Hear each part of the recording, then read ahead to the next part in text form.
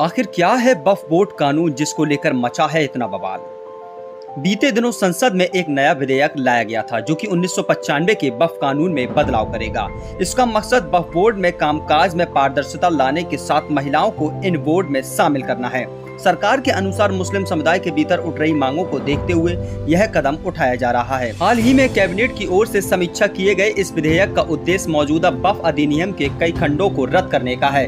यह रद्दीकरण मुख्य रूप से वक्फ बोर्ड के मनमाने अधिकार को कम करने के उद्देश्य से किया जा रहा है, जो कि वर्तमान में उन्हें अनिवार्य सत्यापन के बिना किसी संपत्ति को वक्फ संपत्ति के रूप में दावा करने की अनुमति देता था। हमने इटावा के कुछ मुस्लिम सलाहकारों से इस वक्फ बोर्ड के संबंध में बात की। आखिर वो उनका दावा क्या है और वो क्या कुछ कह रहे हैं, सुनते हैं। जैसे आप वक्फ बोर्ड को देख रही हैं, जिस तरीके से मुस्लिम पर्सनल लॉ बोर्ड के द्वारा एक स्कैनर जारी किया गया और लोगों से अपील की जा रही है कि ज़्यादा से ज़्यादा वोट करें। हाँ, देखिए, सबसे पहले मैं आपको एक उदाहरण देकर बताऊंगी। जो वक्फ बोर्ड जो बना हुआ है, वक्फ बोर्ड में अब सुधार की आवश्यकता क्यों है। 2022 में एक मामला आया था तमिलनाडु का, जो कि तमिलनाडु में एक गांव है। उस गांव को वक्फ बोर्ड की पहले क्या था, कुछ ज़मीनों में कोई कागज़ नहीं चाहिए होते थे, कोई प्रमाण नहीं चाहिए होता था। कोई भी ज़मीन मुंह से अगर बोल दिया, मुंह का बोला हुआ माना जाता था कि अगर बोल दिया कि ये ज़मीन वक्फ बोर्ड की, तो उस ज़मीन को वक्फ बोर्ड का मान लिया जाता था।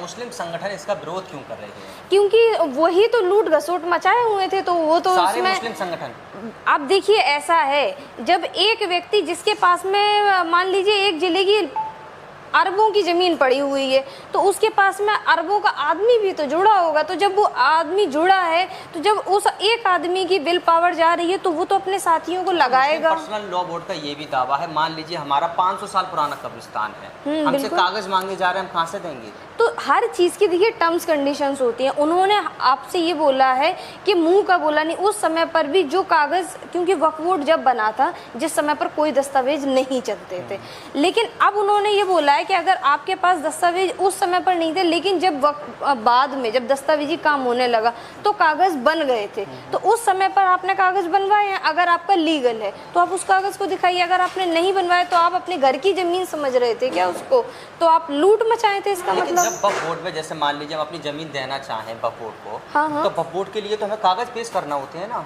तभी तो तहसीलदार उसको मान्य करेगा। ऐसा थोड़ी ना वक्फ बोर्ड में रजिस्ट्रेशन कर देगा उसका। तो वही तो वक्फ बोर्ड उस समय बना था जिस समय पर कोई दस्तावेजी कार्रवाई होती ही नहीं थी, लेकिन अब वो कार्रवाई होती थी। लेकिन उसके बावजूद भी अभी क्या चल रहा था कि दस्तावेजी कार्रवाई तो होती है, लेकिन उन्होंने सारी चीज़ अपनी अलग कर रखी थी कि हमारे ऊपर कोई जवाब मांगने वाला नहीं है, हमसे कोई कागज़ देखने वाला नहीं। अब क्या, अब कागज़ देख रहे हैं, उसके बाद ही अब अभी क्या तक क्या था, कितनी भी ज़मीन आ रही है। क्योंकि आप देखिए, हिंदुस्तान में सबसे अधिक तीसरे नंबर की ज़मीन वक्फ बोर्ड के पास में है, लेकिन उससे कितने मुस्लिमों को फ़ायदा हो रहा है। मुस्लिम पर्सनल लॉ बोर्ड की एक नेता भी हैं। नहीं, नेता तो नहीं, खैर मैं एक इंसान हूँ, लेकिन हाँ दायित्व तो है मेरे पास में। मैं फिर भी आप अपना आपका संगठन जो है वो इस बिल का विरोध कर रहा है और आप इस बिल का बता रही हैं। नहीं, देखिए, मैंने क्या कहा, जब से वक्फ बोर्ड बना है मुस्लिम व्यक्तियों ने उन पर कब्जा बनाए रखा है। तो चाहे किसी भी संस्था का व्यक्ति हो, चाहे किसी धर्म का व्यक्ति हो, वो अपनी बात को सामने रखने के लिए खुद पीछे होकर आगे ऐसे चेहरों को लेकर आ रहा है कि वो उनकी बात को आगे तक ले जाएं। खुद बड़े कोई चेहरे सामने नहीं आ रहे हैं, जबकि उनके पास में अरबों की ज़मीन पड़ी है। तो वही है, जिसके पास अरबों की ज़मीन है उसके पास में एक भीड़ का भी बड़ा हजम्मा है, तो उस भीड़ का उपयोग करके नियम में आ जाएंगे। सरकार को ये जो बिल है बिल्कुल पास करना चाहिए। मैं इसका पूरा समर्थन कर रही हूँ, क्योंकि जिस तरीके से मैं और लोगों का तो क्या, मैंने खुद अपनी आंखों के सामने कब्रिस्तान की ज़मीनों को और विश्राम गृह, मस्जिद हैं, ऐसे धार्मिक जगहों को जाते हुए देखा है, और वो भी मुस्लिमों के पास ही मुस्लिमों ने उस जगहों पर अपने घर बना लिए, अपने व्यवसाय का साधन बना लिया। जो वक्फ बोर्ड बनाया गया था उससे वक्फ बोर्ड से मुसलमानों को फायदा नहीं, कोई फायदा नहीं पहुंच रहा था। सिर्फ केवल कुछ लोग जो ऐसे थे जिन्होंने अपना निजी संपत्ति समझकर उससे लाभ उठा रहे थे, तो वो उस पर रोक लग रही है। इसलिए मुस्लिम समुदाय में लोगों को बलगलाने का काम शुरू किया जा रहा है। कोमल नेहा के द्वारा बताया गया है कि वक्फ बोर्ड कानून में संशोधन होना जरूर था। कोमल नेहा की बात की जाए तो कोमल नेहा 2 संगठनों में काम करती हैं, एक संगठन आरएसएस का तो दूसरा मुस्लिम समाज का है। जबकि कोमल नेहा जिस मुस्लिम संगठन से जुड़ी हुई हैं, उस संगठन के पदाधिकारी वक्फ बोर्ड संशोधन कानून का विरोध कर रहे हैं। वक्फ बोर्ड क्या है? वक्फ लोक संपत्ति उस समाज के फलाह बहबूदी के लिए, उन्नति के लिए, प्रगति के लिए वक्फ कर देते हैं।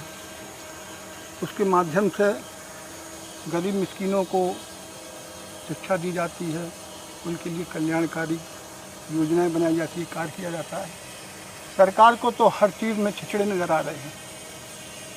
ये छिछड़े देखने वाली सरकार है और इसका पतन निकट है। लेकिन सरकार ये दावा कर रही है कि वक्फ बोर्ड को जो कानून लेके आएंगे उसमें मुसलमान को फ़ायदा है।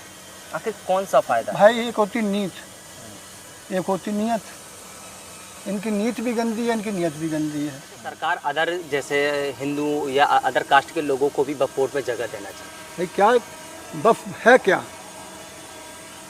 इस देश के अंदर सबसे बड़ा अल्पसंख्यक जिसको कहते हैं कि बहुसंख्यक है, मुसलमान बहुसंख्यक है, तुमने उसे अल्पसंख्यक बना दिया। अल्पसंख्यक के नाम पर जो संविधान में अधिकार मिले हैं तुम उनका हनन करना चाहते हो, उन्हें पैरों तले रोन देना चाहते हो। बाबा साहब डॉक्टर भीमराव अम्बेडकर ने हर समाज के लिए कोई ना कोई व्यवस्था की है। आप क्या कर रहे हैं? आप तो देश का सर्वनाश कर रहे हैं। संविधान को जिस दिन ये हाथ भी लगाएंगे तो बहुजन समाज, दलित, पिछड़ा जो आरक्षण से लाभान्वित हो रहा है, इन्हें मिट्टी में मिला देगा, इनके रोंद के आगे निकल जाए।